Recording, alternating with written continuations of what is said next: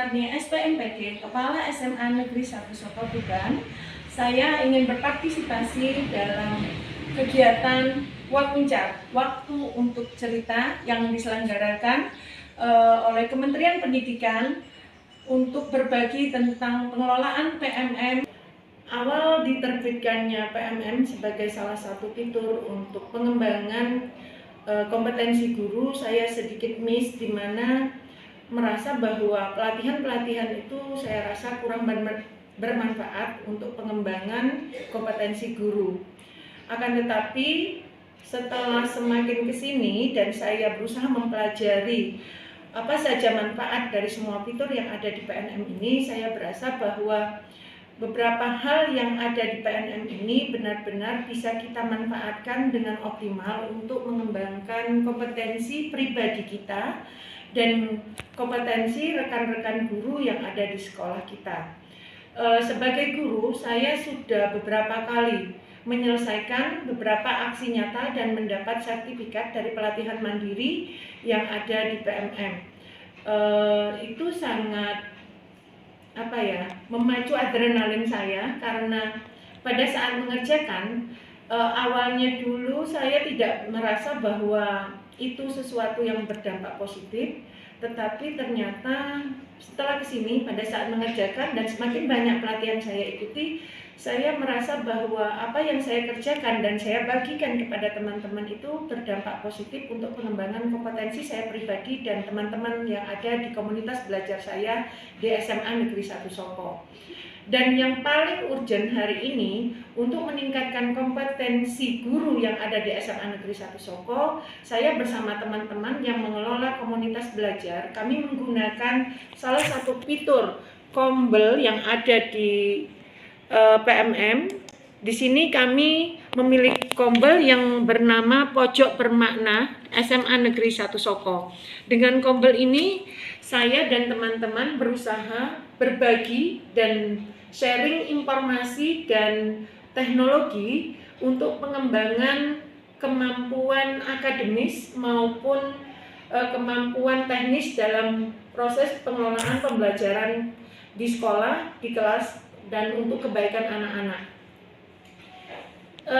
Kombel kami bergiat aktif untuk melakukan kolaborasi dan sharing pengetahuan dalam rangka memperbaiki kinerja dan peningkatan kompetensi guru. Ini kami lakukan rutin setiap 1 bulan 1 kali. Dan untuk sebagai kepala sekolah, saya melakukan pengelolaan kinerja untuk melakukan penilaian SKP terhadap staf saya, yaitu guru-guru saya. Dan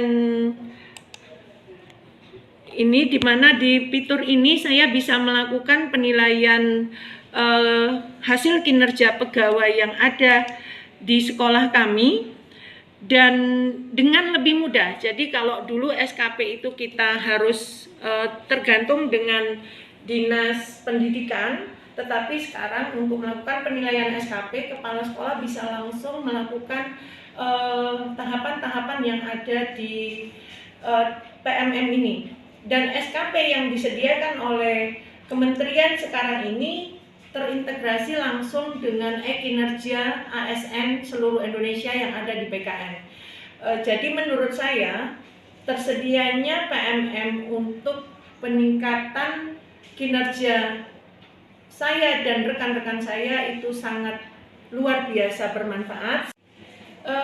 Untuk kita orang atau guru yang terlibat langsung dengan dunia pendidikan, mungkin kalau dulu kita untuk melakukan publikasi karya-karya kita itu agak sedikit merepotkan, tapi dengan adanya PMM kita itu bisa langsung membagikan karya yang sudah kita buat. Jadi ini sangat memudahkan kita untuk melakukan publikasi dan bisa diakses banyak orang. PMM membuat kita menjadi lebih produktif, lebih kreatif, dan mudah untuk berbagi. Jadi Bapak Ibu guru maupun kepala sekolah di sini bisa membuat tulisan berupa bahan ajar, artikel, terus berbagi cerita baik atau praktek baik yang sudah dilakukan di sekolah, dan itu bisa kita langsung upload di PMM dengan masuk fitur bukti karya.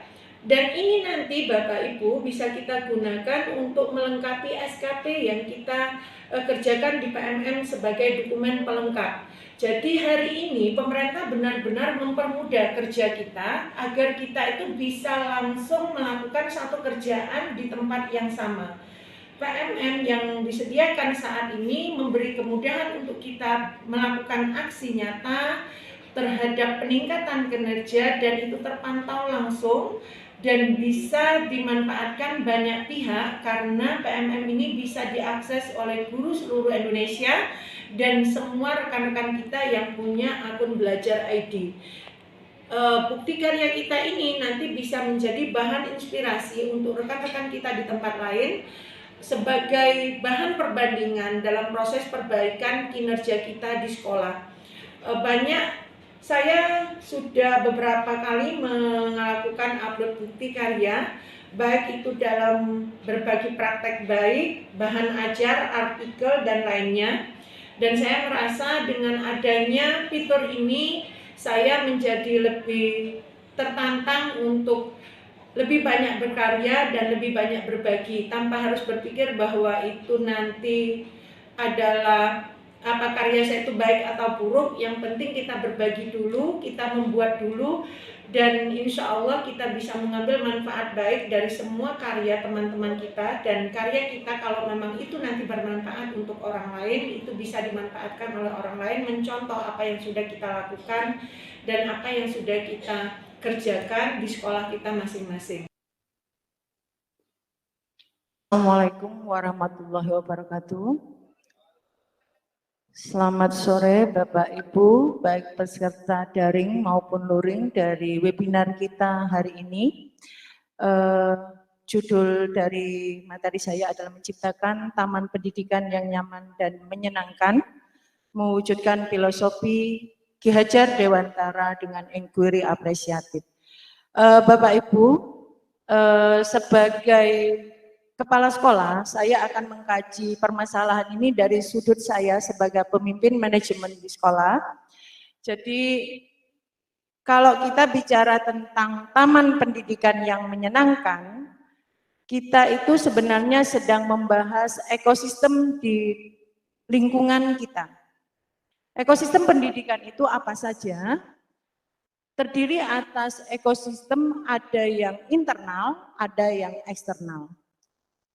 Murid, guru, sarana prasarana, sumber daya, keuangan yang ada, hal-hal yang berkaitan langsung dengan sekolah itu disebut dengan komponen internal dari sebuah ekosistem pendidikan. Sedangkan karena kita bicara tentang inquiry apresiatif, maka kita akan bicara dan membahas tentang kolaborasi. Pendidikan tidak akan pernah berjalan dengan baik kalau kita tidak saling bersinergi dan tidak saling melakukan kolaborasi. Kita ditugaskan, berkewajiban menuntun siswa kita agar mereka bisa mencapai versi terbaik dalam hidupnya. Saya yakin panjenengan semua pasti tahu bahwa anak itu ada yang namanya memiliki kodrat alam dan kodrat zamannya. Sebagai guru, Bapak Ibu punya kewajiban untuk menuntun siswa kita, memberikan pembelajaran, menggali potensi agar murid kita menjadi versi terbaik dalam hidupnya. Tapi jagalah mereka, tuntun mereka agar menemukan bakat alaminya, passion mereka, untuk memberikan pelayanan terbaik, menjadikan sekolah ini salah satu sekolah ramah anak dan ramah lingkungan. Saya berharap kita satu pikiran untuk memperbaiki model metode pembelajaran di SMA Soko dalam rangka mengembangkan bakat dan potensi siswa kita mencapai passion terbaik dalam hidupnya. Kemudian kita bisa membentuk karakter peserta didik menjadi anak-anak dengan filosofi pelajar Pancasila. Berasumsi semua hal itu adalah potensi, bukan hambatan. menganggap kelemahan itu adalah kekuatan. Jangan mudah berkeluh kesah, jangan mudah putus asa, tapi kuatkanlah dari semua potensi yang ada, baik sisi positif atau negatif, kita jadikan sebuah kekuatan untuk berpijak, membangun dan mengembangkan sistem dan pola pendidikan yang baik sesuai dengan filosofi Ki Hajar Dewantara. Sekian dari saya tutup. Wabillahi taufiq wal hidayah.